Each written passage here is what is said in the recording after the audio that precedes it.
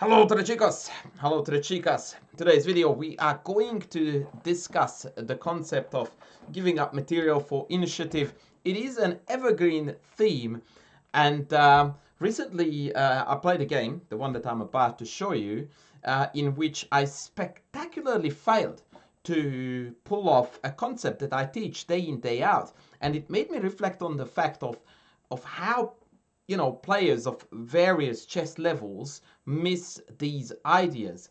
And I came to the realization through my own failings is that it is one thing that, first of all, you learn the concept that when things go sideways in chess, one of your favorite tools to change the tide, to change the trend, is to sacrifice some material, create some degree of imbalance in the position where you get counterplay for the material. That's step one. Then step two, and step two to step 45, is that you internalize various patterns. An exchange sacrifice on c3 in the Sicilian, a pawn sack here. You get my meaning. Like it becomes a pattern recognition for you, where these ideas, as soon as you see it on the board, you go like, yeah, let's go and sack the pawn, and off we go. And then through this game that I just lost, actually I didn't lose this game, but I should have. But when I analyzed this game, I realized I think that, and that is that once you get to that point where you know the vast majority of these typical patterns, then the next step from there up is to be able to deploy this concept in positions that are entirely alien to you, like you hardly ever have come across that type of position, or it's so far in the game that it cannot be described as a typical structure or a cliche position, where still the patterns still support your thinking, but you're completely on your own and you have to create your own play. And when you can still deploy these concepts and strategies in those positions, now I do think that that is a really higher order of thinking and consequently high level of chess, which again I spectacularly failed to pull off, and I'm going to show you how exactly I did just that. So recently I have been playing more or less exclusively the Sicilian Sveshnikov as a response to e4, e5 in my online encounters, whether it be rapid or blitz. This is generally speaking my thing. I tend to rotate a plethora of openings with either color in order to practice openings that my students play, so that I am also up to date with them, but also to keep my brain fresh and try to always learn new things, or things that I used to know but learn better, so that once again I remain a well-rounded coach slash whatever I do. So yeah, and so this is fairly new to me in terms of course I've played a myriad of Sveshnikovs with white, but hardly any with black in my OTB career, and so I'm kind of rediscovering the beauty of this opening. But of course, many a time I fall spectacularly short of finding ideas that are right there. So the opening was this very strange knight a to b1 variation, which is gaining more and more traction as a result of Anish Giri's lifetime repertoire, where he recommends this. I am a huge fan of Anish's, and he knows that, and the chess world knows that too. I definitely am not a fan of this particular choice of his, and a few others, to be honest, too, against various Sicilian lines. I respect the choices, but I wouldn't go with them, or I would be not happy to necessarily play these lines, which is again not even an objective, this is not as good as others kind of call. It's just, yeah, it doesn't float my boat. Anyway, bishop a7 played, take played, e4. This is more or less theory, unless I'm mistaken. But to be perfectly honest with you, from here on out, I'm winging it. Like, I don't exactly know theory here. I really should. It's shameful, but whatever. So I played bishop e6, which turns out to be an okay move. Rook b8 and knight a5 are good moves there too. Queen d3. And at this point, I did something that is very, very typical of my chess, which was this semi-conscious, semi-unconscious sacrifice, which perhaps people who are less kindly to me would just say as, you blundered. that's the phenomenon I'm referring to as, yes, I was aware of the pawn and a6 being under attack, and I just thought that, no way the opponent would take that one. They don't seem to be developed enough, but I managed to pull off a rather potato-esque g6 move. That was, I honestly don't know what the heck I was thinking when I played that. If I were to play this game again, I would probably play king h8, still blundering a6, but at least now my f5 push is a heck of a lot more meaningful, and I really do not think, by the way, that this is capturable. But as for the why, I would rather just proceed with my analysis, because that is going to highlight some of the ideas. Sure enough, my opponent went like, hey, if you give it, I'll take it.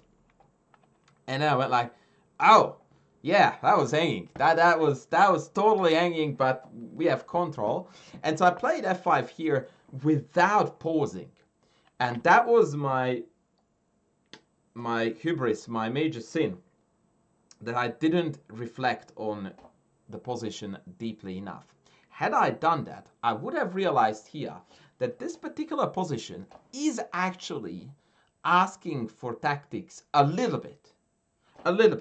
Because there is this very awkward correlation between queen and bishop, that the bishop is stuck because of the queen. It doesn't have the full range of the diagonal, and the queen has to babysit the bishop.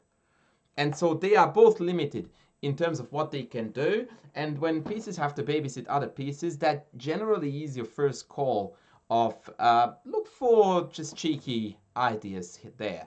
And the cheeky idea that I could have pulled off here was absolutely mind-bogglingly awesome. So apparently here I have got takes, and then pawn e4. Now that is the theme, right? So I didn't quite have the tactical instinct here to just even to pause and go like, hang on, is there something cooking? I didn't even do that. I just went autopilot and played f5. And to be perfectly honest with you, now, obviously, having seen this, I wouldn't miss it again. But it is a very easily missable idea, because everything that follows is still quite complex, but more importantly, so ridiculously unique and beautiful that I almost want to forgive myself for missing it. But at the same time, I'm like, oh, this would have been such a goodie. Check this out. Queen takes, and here comes the most incredible geometry I've seen in a very long time in chess, which is rook e8, after which the black queen, which is the white queen, but I'm trying to confuse you, has got 4 squares to go to. Puck, puck, puck, puck, puck, puck. Those 4. And all of those are in the attacking range of the hanging knight on c6. And stuff just is getting good now. So if queen goes to d3, which I think is more or less best one of these two. Obviously going this way is going to be very ugly, because the queen will be forced back to e2, and it's not going to be pretty. Very quickly get this out of the way. 95, queen e2, and well, actually this is the same line as it would have been after these queen 2 moves. So this is why I actually would have failed with this line, even if I had considered the idea of bishop takes, pawn takes, and e4. Because this is the first layer to this to the idea, and now comes the second layer, which is even crazier, when we have a second take at the queen bishop correlation, and we challenge the queen again from a different square. And now the queen has 3 squares, of which 2, d3 and b5, immediately lose to knight c5 because the bishop gets captured. This time it's a double attack, whereas if the queen goes to b5, it's just trapped. The game is over.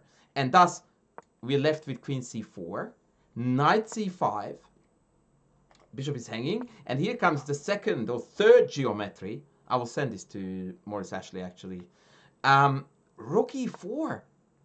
And the queen has only 1 square to go to, which is the abysmal a2, and the entire queen side gets completely packed in, ready to be shipped.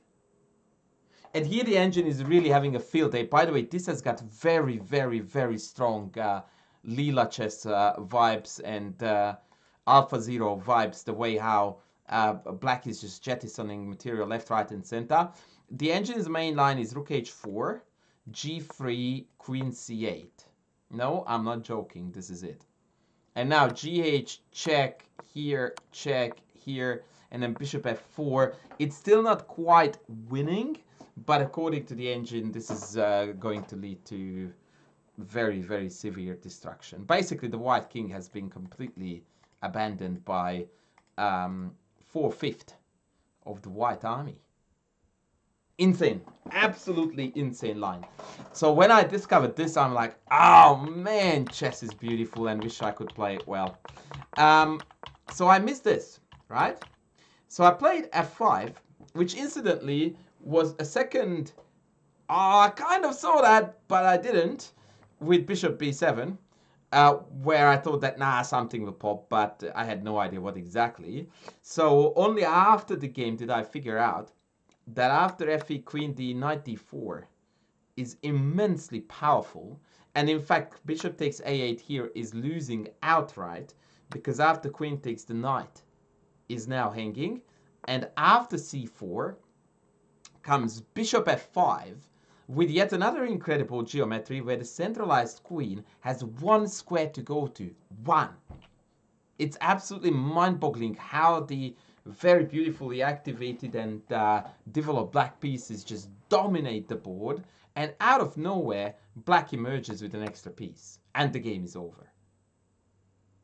Just like, wow. I didn't see any of this because I'm a trooper. And then there was one more fascinating variation in the game. My opponent played bishop c4. And here I again played an absolute lemon, king g7. I don't even remember why, to be honest. Maybe I was having some ideas of at times taking this and this, or just taking on d5 and not allowing a check recapture. I don't know. But fe was the way to go with knight d4. And here again, the line is wild. c3 attacks the knight. So what do? Of course, we don't move the knight. We move the rook. And after queen d3, in case you thought that you've seen it all, no, you haven't.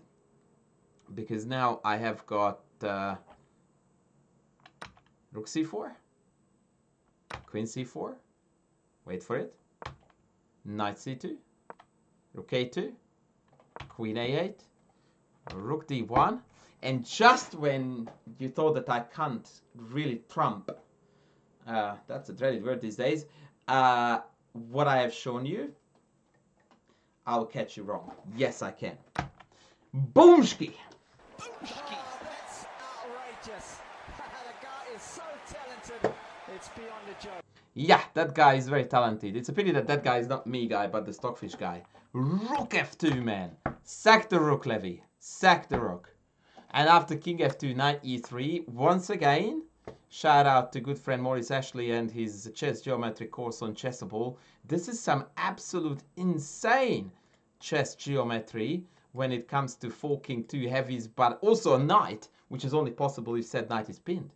But it is pinned, and after the Hail Mary knight f6, I can do actually multiple things. See, king f7 is the obvious one, but even king g7 does the trick, because after king e6, we have got a not so ignorable Matutski to finish the day. And if you think I can't possibly squeeze more sacrifice material for initiative ideas into one video, you would be wrong. In fact, perhaps the most instructive miss of the game, because as much as these were very, very instructive, all of these were really difficult to find and understand, more importantly, in the context of a blitz game.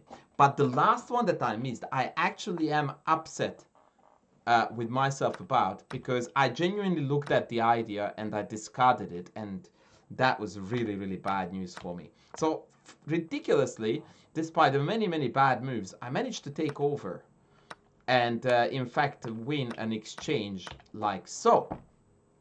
However, I wasn't quite feeling at ease, because there are lots of imbalances in the position. In particular, the two queenside connected passes look nasty, and also the fact that if my pawns become blockaded, then all of a sudden it's not so easy to justify why I'm winning, despite the material surplus. And so I played here rook c8, which was the best move on the board, by the way, b3, and at this point, for a fleeting moment, the idea of d5 occurred to me. No, it wasn't here actually. I think it's already here. Yeah, it is here. Yeah. Sorry, rook c8 was best, but I didn't understand why. d5. I did look at this very, very briefly, and then I discarded it. And the reason why I discarded it was because I saw that after take, the knight would jump away, then it would jump back, b3 holds it, white has got two connected passes for the exchange, and I'm surely worse. But if I had looked deeper, I would have realized that after queen f6, take, knight e3, d4, knight c4, rook b8, there's this insane situation on the board. Actually, d3 is perhaps even better. Let's start with d3, king f1, and then rook b8. There is this wild situation on the board where it's very difficult to stop rook c6 dislodging the knight from c4. If they go rook here, then I have rook b3. And all of a sudden I'm wedging myself between the white pawns while still keeping this guy alive. And I've got quite genuine chances of scoring a W. The engine actually prefers rook f8 first, f3, and then swing back. And again, this is looking very, very promising. For example, king e1, rook c6, and the game is over. Like, that's it. Rook c1 not playable because if rook takes b2. Oops. Obviously, the knight can't go back because I take b2. And if they go knight e5, I can just pin the knight. And the game is over because b2 drops. If they play rook d1, which again is best, rook b3. And now against like a nondescript move, I've got rook a6, a5, and then rook c6. Note how the clever provocation of a5 was very important in order to deny knight a5. I missed this idea too. The reason why I regret that I did is because it was on my horizon, but I discarded it. And in the end, I flicked the win, which I'm not even sure I want to show you. Was it very embarrassing? No, not actually. Not that embarrassing. My opponent got cute here and allowed d5. And I saw right away that they wanted to sack the queen and run with the pawns. But I thought that their king was a bit too exposed for this to be successful. I went after the pawns. Queen g5 was the better way to go according to the engine, immediately putting the king on the agenda. Rook d5, I took the pawn. I knew that this was probably losing, in fact definitely losing to queen e4, hanging both pieces plus mate. That can't be right. So I've had a very confident feeling about here that my opponent will struggle to coordinate. Like, he's holding rock solidly, but nothing can move. And that's good news. So I locked the king in as best as I could, and then they blundered, and in the end I somehow scraped through. Yeah, I checked out the rook and then I won. But yeah, that is really irrelevant. The relevant sections really and honestly were the bits that I missed. Actually, when I was planning this video, I was fully convinced I lost this game because I was about to, you know, brag about how I post losing games as well. And here we go. It turns out I did win it, but I missed everything that was worth playing for in this game. In particular, I think the most beautiful idea was this this pawn sack with bishop takes, pawn takes, and e4. I mean, this geometry with the readout to c5, get out of town, and then finally sending the queen to a2 to then just completely open up whether bishop f4, rook h4 first. I think the jury is still out on that one. Either way, fabulous kingside play, completely gemmed in white pieces. What a glorious way to play chess, folks. Remember, we all learned this from Morphy, but to be able to apply this kind of knowledge and style just when the time is right is so difficult. Well, I spectacularly failed with doing so, but that resulted in hopefully a very cool video. I hope you guys enjoyed it. I think it was a really juicy one. Please leave a comment down below. Don't forget to sub, to like, and also please note that from here on out we have decided that the Wells of Wisdom, my collaboration with Grandmaster Peter Wells, is a live show, so it is to be watched Australian time Thursday at 8:30 p.m., which is the early morning hours in Europe and ungodly hours in the United States. It is what it is. So be sure to tune in to that one. I'm streaming that on Twitch as well as on YouTube. I look forward to seeing you there as well. Thanks for watching.